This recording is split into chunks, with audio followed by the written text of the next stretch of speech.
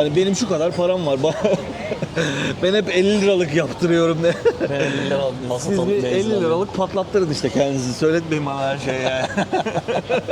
Diyelim ki çok böyle kudurdun, artık kendine hakim olamayacak vaziyettesin. Onu zaten gözünün içine bakarak anlıyor abla. Ondan sonra da çok fahiş fiyatlar çekiyor.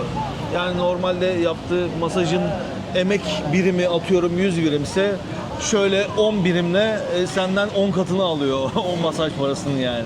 Orada ablayı seçip içeri girdiğin için artık kucaktasın yani. Sadece biz gidip deneyimlediğimiz şeyleri sizlere aktaracağız ki bu size bir masaj rehberi niteliği taşıyan bir video olsun. Ne masajı ve kaç para? Aynen. Ablanın sana masaj yapmasını istiyorsan bu direkt mutlu sonlu olan, onu da söyleyeyim. Eğer hiç yaptırmadıysanız bunu da, eğer deneyimlemediyseniz bir kere deneyimlemenizi tavsiye ederim yani. Güzel bir masaj şekli bu. İyi günler değerli konuklarımız, sevgili çocuklar. Pataya turumuza hoş geldiniz. Ben tur rehberiniz Mustafa Emre. Keyifli ve emniyetli Pataya tatilinize rehberlik etmekten mutluluk duyarım. İyi tatiller dilerim. Yani reklam değil de Pamukkale Turizm'in hostu gibi konuştum. Yepyeni videodan merhaba arkadaşlar.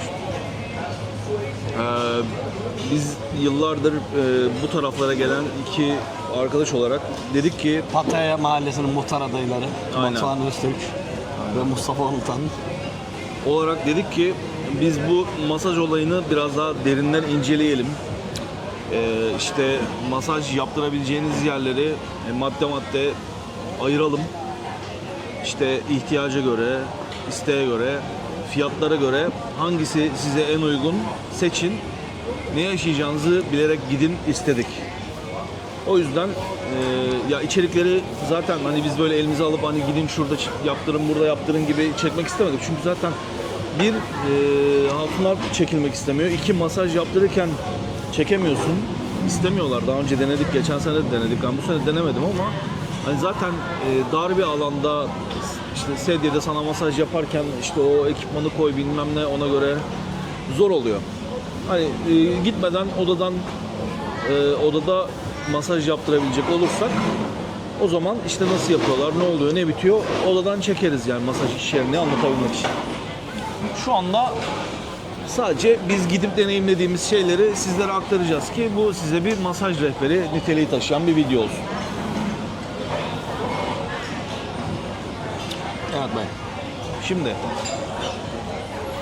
Herkesin en çok merak ettiği şeyi baştan söylemek ister misin?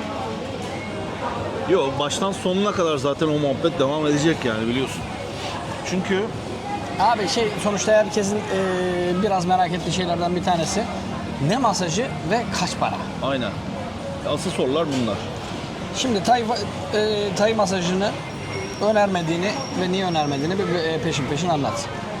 Ya aslında önermiyor değilim çünkü herkesin bünyesi ya da sert yapıyorlar bir. İkincisi baştan söylesem bile mesela dün ben hani orta sertlikte dedim. Ama mesela şu kasık bölgesine hani çok fazla baskı uyguladığı için mesela dün akşamdan itibaren böyle bir hani oradaki kasların hırpalanmış olmasından dolayı ağrı yaşadım. Yani sürekli aynı şekilde tay masajı yaptırmak zorunda kalabilirsiniz böyle çok baskılı bir şekilde yaptırırsanız. Abi Neyse.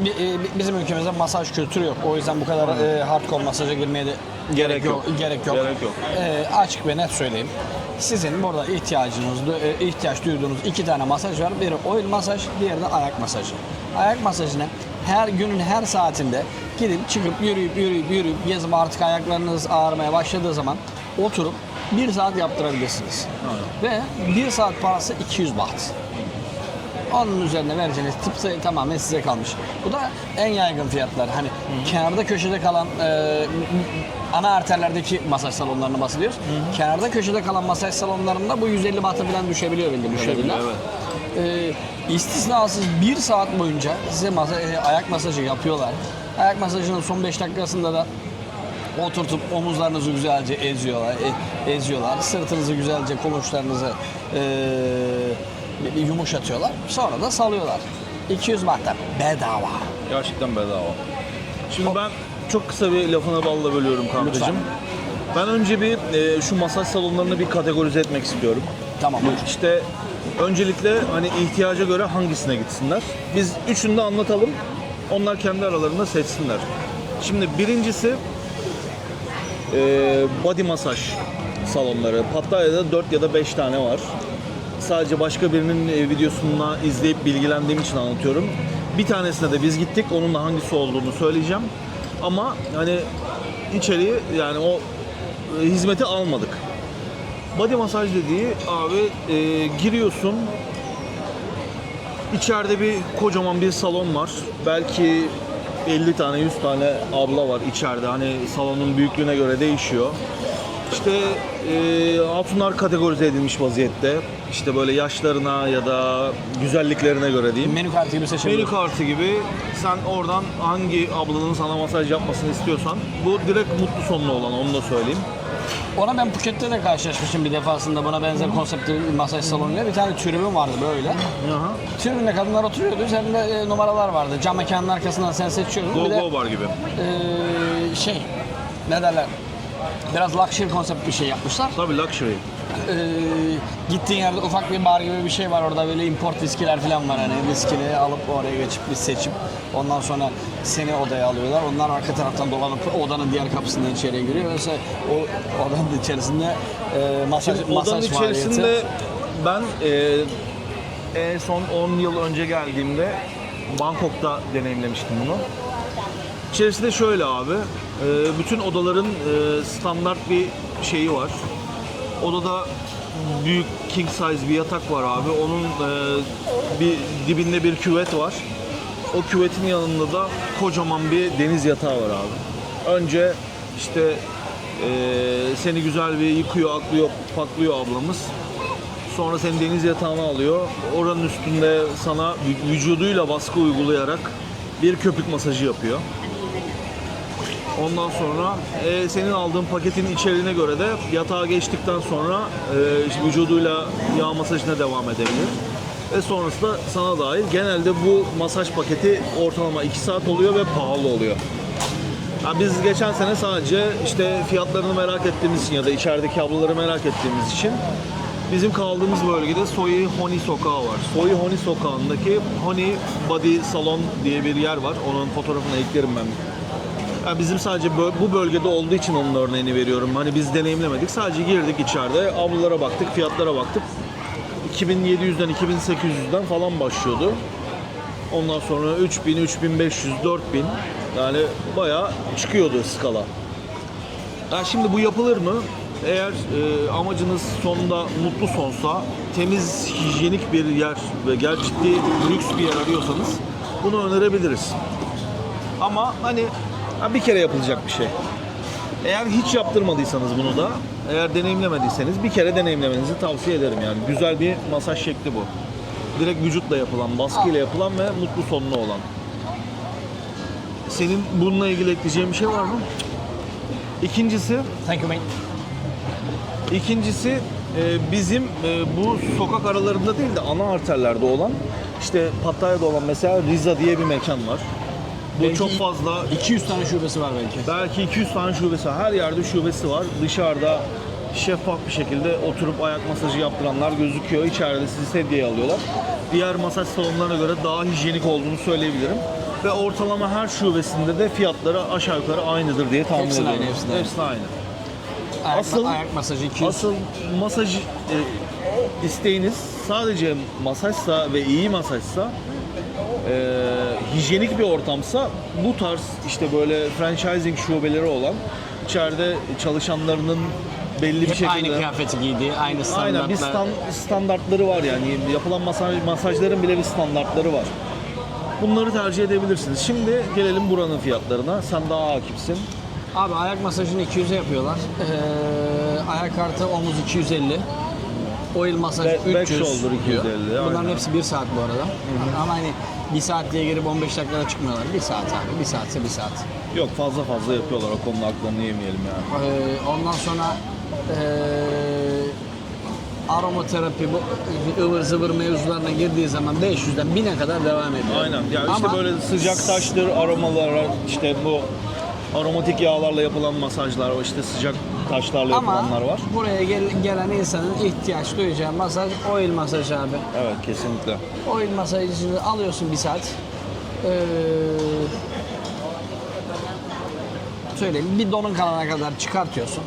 Onu da çıkartırsan da. Onu da çıkartabiliyorsun yani. Onu da Kimse çıkartırsan sana, da sen sana niye niye donunu çıkardın demiyor. demiyor. Üzerine havlunu örtüyor Evet. güzelce. Ondan sonra güzelce 1 saat boyunca senin masajını yapıyor. Eğer yorgunsan, eğer az uyuduysan, masajını yaptırırken uyuma ihtimalin yüksek. Çok büyük bir olasılık yani. Onun dışında Ben şunu yani ekleyebilirim. aklıma gelenler onlar. Şunu ekleyebilirim. Hani diyeceksiniz ki tamam, bu bilindik ismi olan masaj salonlarında mutlu son dönmüyor mu? Bunlarda da dönüyor. Çünkü mesela en basit örnek dün yaptırdığım masaj. Ben işte girdim, Tay masajı seçtim. 200 bahttı. Bence çok ucuz. Temiz bir sedye, üstünde tertemiz havlu, işte başını koyacağın yer için temiz havlu. Geldi ablam, güzel masajını yaptı ama bir yerden sonra yine işte istiyor musun? Ve bir yoklama çekiyorlar yani. Şey hani special diyorlar. Ya. Hani de İngilizceleri bir tık zayıf olduğu için hani Aynen. you want special masaj Ya falan filan. işte diyor, vücut, oradan vücut anlıyorsun. diliyle şununla bununla zaten fazla konuşmuyorlar. Çünkü hani sedyelerdesin, arada bir perde var. Yanında, sağında, solunda bir sürü farklı insanla masaj yaptırıyor. Şimdi Ama bana sorarsanız gerek yok abi. bence de gerek yok abi ya. Yani gerek yok. Çünkü hani zaten hani diyelim ki çok böyle kudurdun, artık kendine hakim olamayacak vaziyettesin. Onu zaten gözünün içine bakarak anlıyor abla. Ondan sonra da çok fahiş fiyatlar çekiyor. Yani normalde yaptığı masajın emek birimi atıyorum 100 birimse şöyle 10 birimle senden 10 katını alıyor o masaj parasının yani. Hiç gerek yok. Kendinize hakim olun. Yine tabanca boş gidin bence. Sonra bir de benim kategorize edeceğim, ekleyeceğim bir şey yoksa üçüncüye geçiyorum. Bu ara sokaktaki Direkt ara sokaktaki direkt böyle fuhuş salonları. gördüğünüzde kendini belli eden masaj salonları türü. Şimdi mesela girdiniz, herhangi bir sokakta yürüyorsunuz. Bu cadde üstünde de olabilir, ara sokaklarda da olabilir. Zaten kapıda oturan ablaları gördüğünüzde giyinmelerine, makyajlarına, ondan sonra seni çağırma şekillerine, bunlara baktığında zaten içeride neyin döndüğünü az çok anlayabiliyorsun. Ha şimdi bu yapılmaz mı? Yapılır. Yani burada masaj dönmüyor mu? Dönüyor. Gayet de güzel yapanı gördüm. Ama 10-15 dakika. Şimdi ne kadar dayanabildiğine bağlı. Şimdi şunun şöyle bir güzelliği var. Mesela bir hatun çok hoşunuza gitti. Hani gerçekten hoşunuza gittiyse, böyle bir deneyim yaşamak istiyorsanız girişte ya da işte içeri girdiğinizde ona göre pazarlığınızı yaparsınız. Ve mutlu sona erişirsiniz diyeyim. Hem masaj anlamında hem de patlatma anlamında. Ama burada dikkat Şako edin. Bosporus'a geldik bile. Aynen, yine bir deneyim yaşatıyorsunuz bize yani. Şako Bosporus hepinizin alır yani. Deneyim yaşandı orada ha. Kankacığım, burada ben dikkat çekmelerini istediğim iki husus var. Bu tarz ara sokaklarda ya da böyle bu tarz olayların döndüğü yerlerde masaj salonları hijyenik olmuyor abi. Masaj fiyatları bir 50 baht falan diğer taraflardan düşük olabiliyor ama içerisi hijyenik olmuyor abi. Ya işte atıyorum, yağ masajı yaptırıyorsun, bilmem ne yaptırıyorsun. En azından sana ait bir havlusu, temiz bir yeri olmadığı zaman sıkıntı yaşayabilirsin yani. Bir de şimdi yağ masajı yaptırıyorsun, bilmem ne, bir duş ihtiyacın oluyor, şey yapıyorsun. Bu bizim dün gittiğimiz yer gibi böyle isim yapmış yerlerde işte mis gibi tertemiz tuvaleti de var. Ondan sonra yağ masajı yaptırdın, hemen çıkmadan 2 dakika tertemiz bir duş alabileceğin yeri var. Ama diğerlerinde bu olaylar hiç hijyenik değil. İkincisi abi yani ne için pazarlık yaptınız? Nasıl bir hizmet bekliyorsunuz bilmiyorum ama korunma olayı abi. Yani orada iş sağlığı, güvenliği, ekipmanı çok önemli. Evet. Bizim zaten maksimum 1'dir, 2'dir. Hani 3 yıldır geliyoruz. Var mı? Ben masaj salonunda öyle mevzum yok ya. Ben bir şeyinin karşısındakinde yaptırmıştım bu büyük body masaj merkezi O 2 karşısında önce var ya. geldiğimizde, o New Star'da kaldığımızda. Ha, New Star'da kaldığımız. Ona yakın bir tane vardı. Orada güzel bir ablamız vardı. Ondan sonra dediğim gibi çok hijyenik değildi. Dikkat edilmesi gereken yerler. Artı bir de işte korunma dikkat edilme olaylara yani. Bir de dediğim gibi 50 baht 100 baht diğerlerinden ucuz söylüyorlar mesela masaj için içeri çekip sonrasında zaten sen orada ablayı seçip içeri girdiğin için artık kucaktasın yani. Sen de bir şekilde pazarlığını yapıp Herkes ekmeğinde be oğlum. aynen. Ha bak şöyle bir şey önerebilirim. Mesela paranızı bölüp gidin oraya. Üstünüzde çok fazla nakit olmasın. Pazarlıkta elinizi güçlendirin mesela. Hani benim şu kadar param var. Ben hep 50 liralık yaptırıyorum de. Siz bir 50 liralık patlattırın işte kendinizi. Söyletmeyin bana her şeyi yani. Neyse. Çok da uzatmayalım. En azından böyle Çarşılar bir pazar olsun yeter ya. kısa bir rehber niteliğinde bir masaj videosu çekmiş olduk yani. Aralara işte gittiğimiz masaj olduğumuz yerlerle ilgili bulabildiğim kadar fotoğraflar, şeyler atmaya çalışacağım. Hadi dağılalım, benim çok masajım geldi kardeş Hadi, ya. evet ya bu kadar masajdan bahsetmişken gidip bir kendimize ezdirelim Bu arada ya. bugün dün 2, bugün 3. günümüz mü? 3. günümüz, gün. ben daha hala ayak masajındayım. Oyun masaja Manyak geçemedim. mısın oğlum ya? Ben masaj yapmaktan her tarafım ağrıyor.